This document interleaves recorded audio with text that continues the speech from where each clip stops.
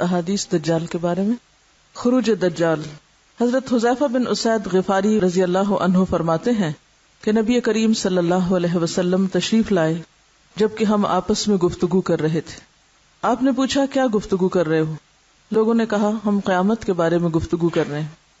آپ نے فرمایا قیامت ہرگز قائم نہ ہوگی جب تک تم قیامت سے پہلے 10 نشانیاں نہ دیکھ لو.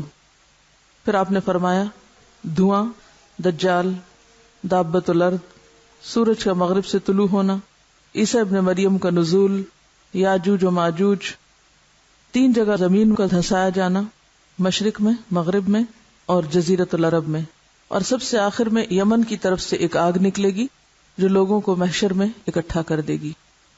مسیح دجال تمام دجالوں اور کذابوں کا سردار ہوگا. سمرہ بن جندب رضی اللہ عنہ سے روایت ہے اللہ کے رسول صلی اللہ علیہ وسلم نے فرمایا اللہ کی قسم قیامت قائم نہیں ہوگی حتیٰ کہ 30 کذاب نکلیں گے. سب سے آخری دجال ہوگا جس کی بائیں آنکھ ممسوح العین یعنی کانی ہوگی. یعنی اور بھی بہت سے لوگ جھوٹ کے دعوے دار ہوں گے لیکن ان سب میں بڑا فتنہ دجال ہوگا. اور یہ جو بات کی گئی کہ ممسوح العین ہوگا اس سے پتہ چلتا ہے کہ انسان ہی ہوگا وہ. حضرت عمران بن حسین فرماتے ہیں کہ میں نے اللہ کے رسول سے سنا کہ پیدائش آدم سے قیامت تک دجال سے بڑا کوئی فتنہ نہیں. مسلم کی روایت ہے. پھر یہ کہ دجال بہت غصے کے ساتھ نکلے گا جب لوگوں کے سامنے آئے گا. ابن عمر ابن سیاد سے مدینے کے کسی راستے میں ملے تو اسے کوئی ایسی بات کہہ بیٹھے کہ وہ غضبناک ہو کر پھول گیا، حتیٰ کہ پوری گلی کو پھول کر بھر دیا. یعنی ہر طرف غصے کا اظہار کرنا شروع کر دیا اس نے. تو وہ حضرت حفصہ کے پاس گئے. کون تھی وہ؟ ان کی بہن. حضرت حفصہ کو ان کے آنے سے پہلے ہی خبر پہنچ چکی تھی کہ کیا ہوا ہے، کہ ایک بات ابن عمر نے جو کہی ہے اس سے ریاکشن کیا ہوا ہے ابن سیاد کا. وہ کہنے لگی اللہ تم پہ رحم کرے، تمہیں ابن سیاد سے کیا غرض، تم نے یہ کیوں کیا؟ کہنے لگے کیا تم نہیں جانتے کہ اللہ کے رسول نے فرمایا تھا صلی اللہ علیہ وسلم کہ وہ کسی غصے کی وجہ سے نکلے گا، یعنی دجال، اور شاید یہ ابن سیاد ہی دجال ہو. اس سے یہ پتہ چلتا ہے کہ صحابہ کرام کو جب آپ صلی اللہ علیہ وسلم نے دجال کے فتنے سے خبردار کیا تو وہ یہ نہیں سمجھتے تھے کہ وہ کبھی آئے گا تو آئے گا. آپ کے جانے کے بعد وہ اس بات سے ڈرتے تھے کہ معلوم نہیں کہ ہماری زندگی کے اندر ہی نہ آ جائے. یعنی اتنا زیادہ اس کے بارے میں فکر مند تھے. اب آپ دیکھیے کہ صرف کہنا مقصود یہ ہے کہ جو بھی احادیث جو آپ صلی اللہ علیہ وسلم کے الفاظ ہیں آپ کے سامنے ہیں، ان سے کیا ہم ایسی کچھ تعویلات کر سکتے ہیں کہ وہ انسان نہیں ہوگا اور ٹیلی ویژن ہوگا یا کوئی اور مشین ہوگی؟ مشین تو بحث چیز ہے، اس میں کوئی غصہ کہاں اور اس کا نکلنا کہاں. ٹیلی ویژن کو تو آپ لا کے جہاں چاہے رکھ دیں. تو ان احادیث کو سن کر جو پکچر آپ کے ذہن میں بنے گی وہ اپنی جگہ، لیکن یہ جو مختلف تعویلوں سے اس فتنے کی جو شدت ہے اس کو کم کر دیا گیا، اس کا تدارک بھی بہت ضروری ہے. اور کبھی بھی دین کی وضاحت کرتے ہوئے خود ساختہ اپنی عقل پر مبنی اور صرف وہم و گمان یا خیال پر مبنی وضاحتیں جو ہیں درست نہیں. اگر نہ بھی سمجھ آئے تو جیسی بات ہے ویسی پہنچا دینی چاہیے. اگر صحابہ کرام اصل بات پہنچانے کی بجائے اپنی من پسند تفسیریں پہنچاتے تو آج ہو سکتا ہے ان میں سے کوئی بھی ہماری سمجھ میں نہ آتی، کیونکہ اللہ کی بات تو سچی ہے. نبی صلی اللہ علیہ وسلم پر جو کچھ بذریعہ وحی آیا اس میں کوئی کنٹرڈکشن نہیں.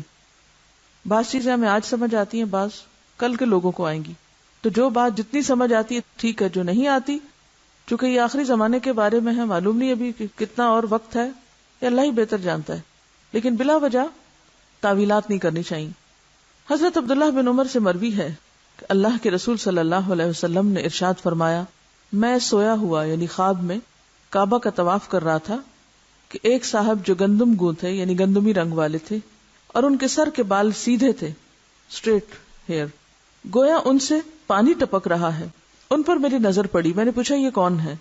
لوگوں نے بتایا کہ یہ عیسیٰ ابن مریم ہے.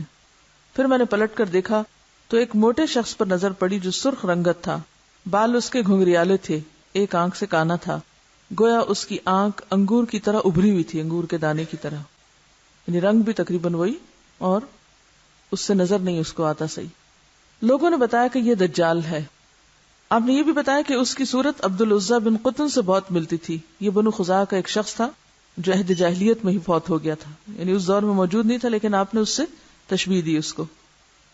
اسی طرح بخاری کی ایک روایت ہے، حضرت انس سے مروی ہے، نبی کریم صلی اللہ علیہ وسلم نے فرمایا ہر نبی نے اپنی امت کو کانے اور جھوٹے دجال سے ڈرایا ہے. خبردار وہ کانا ہے حالانکہ تمہارا رب کانا نہیں. اس دجال کی آنکھوں کے درمیان کافر لکھا ہوگا. کافر.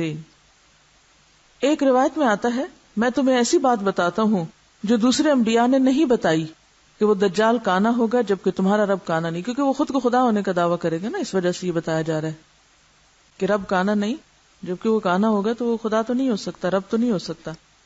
حضرت انس بن مالک سے مروی ہے کہ اللہ کے رسول صلی اللہ علیہ وسلم نے ارشاد فرمایا دجال کانا ہے, اس کی آنکھوں کے درمیان کافر لکھا ہوگا. پس آپ نے ہجے کر کے بتایا کافر, جسے ہر مسلمان پڑھ سکے گا, یعنی ایسا نشان ہوگا اس کی پیشانی پر کہ جس سے کافر واضح طور پر نظر بھی آئے گا. ایک اور روایت میں ہے کہ اسے ہر مسلمان پڑھ سکے گا خواہ وہ پڑھا لکھا ہو یا ان پڑھ ہو, تو اپنے ایمان کی وجہ سے اس تحریر کو پہچان لے گا. اسی طرح بخاری کی ایک اور روایت ہے ابن عمر سے, آپ نے فرمایا دجال کی دائیں آنکھ کانی اور انگور کے دانے کی طرح ابھری ہوئی ہوگی. ابن عباس فرماتے ہیں نبی صلی اللہ علیہ وسلم سے دجال کے بارے میں پوچھا گیا تو آپ نے فرمایا اس کا رنگ انتہائی سفید, جسم بہت بڑا, آنکھ چمکدار ستارے کی طرح کھڑی اور سر کے بال درخت کی ہری شاخوں کی مانند ہے. ایک روایت میں آتا ہے دجال کی آنکھ شیشے کی طرح سبزی مائل ہے, یعنی گرینش آئی ہوگی اور چمکدار بھی ہوگی. اسی طرح بالوں کے شیڈ کا بھی ایسے ہی پتہ چل رہا ہے کہ سر کے بال درخت کی ہری شاخوں کی مانند, یا تو چمکدار, ہری شاخیں عام طور پہ لش گرین جو ہوتی ہے اس میں چمک ہوتی ہے, یا پھر رنگ ہی ان کا ہرا ہوگا. اس حدیث کی بھی اسناد صحیح ہے اور مسند احمد نے اس کو روایت کیا ہے. ایک اور حدیث میں آتا ہے آپ صلی اللہ علیہ وسلم نے فرمایا دجال بائیں آنکھ سے کانا ہوگا, گھنے بالوں والا ہوگا, اس کے ساتھ جنت اور آگ ہوگی, اس کی آگ جنت ہے اور اس کی جنت آگ ہے. نبی صلی اللہ علیہ وسلم نے فرمایا کہ دجال کانا اور انتہائی سفید اور چمکدار رنگ کا ہوگا, اس کا سر افا سانپ جیسا یعنی سانپ جیسا ہوگا. وہ لوگوں میں عبد العزیٰ بن قطن کے ساتھ زیادہ مشابہت رکھتا ہوگا. حضرت سفینہ جو اللہ کے رسول صلی اللہ علیہ وسلم کے غلام تھے, سامان بردار تھے, وہ بیان کرتے ہیں اللہ کے رسول صلی اللہ علیہ وسلم نے ارشاد فرمایا دجال بائیں آنکھ سے کانا ہوگا, دائیں آنکھ گوشت کے ٹکڑے کی طرح ابھری ہوئی ہوگی, عیبدار ہوگی, جبکہ اس کی دونوں آنکھوں کے درمیان کافر تحریر ہوگا. حضرت ہشام بن عامر سے مروی ہے کہ اللہ کے رسول صلی اللہ علیہ وسلم نے فرمایا دجال کا سر پچھلی جانب سے گنجا گنجا سا ہوگا. جس نے کہا کہ تو میرا رب ہے وہ تو فتنے میں مبتلا ہوا, اور جس نے کہا کہ تو جھوٹا ہے, میرا رب تو اللہ ہے جس پر میں بھروسہ کرتا ہوں, تو وہ اس کو کچھ نقصان نہ دے سکے گا, لیکن اس کا ہیبت اور خوف اتنا ہوگا کہ لوگ اس کے کہے بغیر ہی اس کو رب ماننا شروع کر دیں گے. نبی صلی اللہ علیہ وسلم نے فرمایا میں نے تمہیں دجال کے بارے میں خبر دی ہے اور مجھے خدشہ ہے کہ تم اسے پہچان نہ سکو گے. مسیح دجال ایک پستہ قد آدمی ہوگا, گھنگریالے بال ہوں گے, آنکھ کانی اور مٹی ہوئی, نہ بہت اونچی ابھری ہوئی اور نہ ہی بہت دھنسی ہوگی, یعنی ایک تو نگلی بھی ہوگی اور دوسری دھنسی بھی ہوگی. بہت زیادہ دھنسی بھی نہیں لیکن ممسوح العین ہوگا, کانی ہوگی. پھر بھی اگر تمہیں اس کے بارے میں شک و شبہ ہو تو خوب جان رکھو کہ تمہارا رب کانا نہیں ہے, کیونکہ وہ خدائی کا جو دعویٰ کرے گا. حضرت فاطمہ بنت قیس فرماتی ہیں نبی صلی اللہ علیہ وسلم نماز سے فارغ ہو کر ممبر پہ تشریف لائے, مسکراتے ہوئے فرمایا کہ ہر بندہ اپنی جائے نماز پہ بیٹھا رہے. لوگ نماز پڑھ رہے تھے, آپ ممبر پہ آئے, فرمایا سب اپنی اپنی جگہ بیٹھے رہو. پھر فرمایا کیا تمہیں علم ہے کہ میں نے تمہیں کیوں جمع کیا ہے, کیوں بٹھایا؟ لوگوں نے کہا اللہ اور اس کا رسول ہی بہتر جانتے ہیں. آپ ایسی باتیں کیوں کیا کرتے تھے؟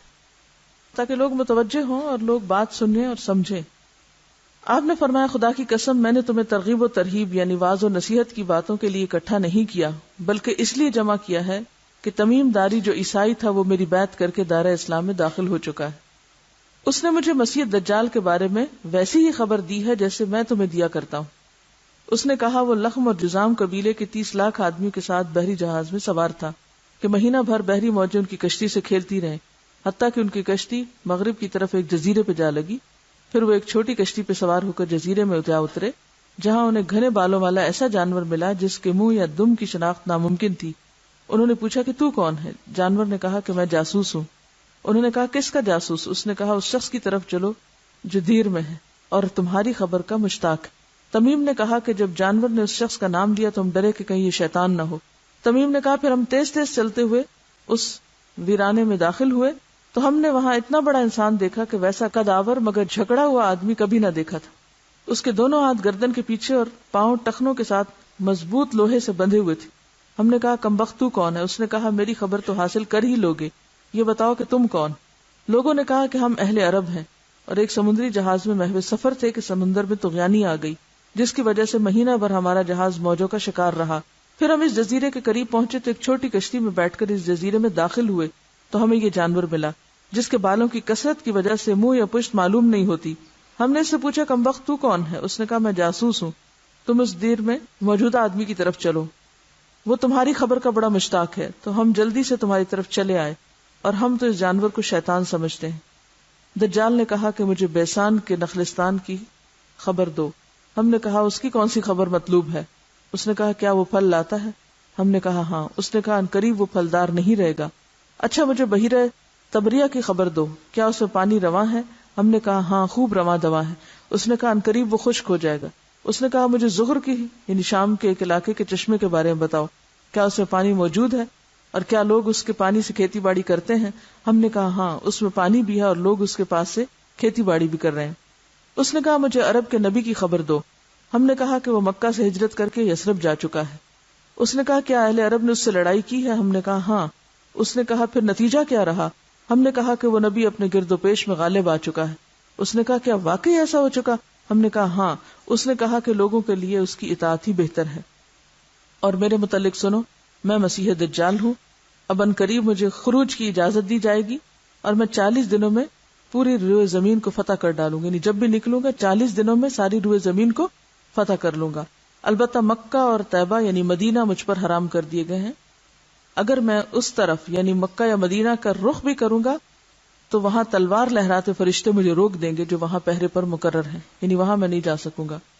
حضور صلی اللہ علیہ وسلم نے اپنا عصا منبر پر 3 مرتبہ ٹکراتے ہوئے فرمایا، یعنی عصا کے ساتھ ایک طرح سے لوگوں کو متوجہ کیا، یہی طیبہ ہے اور وہ دجال ہے، کیا میں تمہیں اس کے بارے میں بتایا نہیں کرتا تھا؟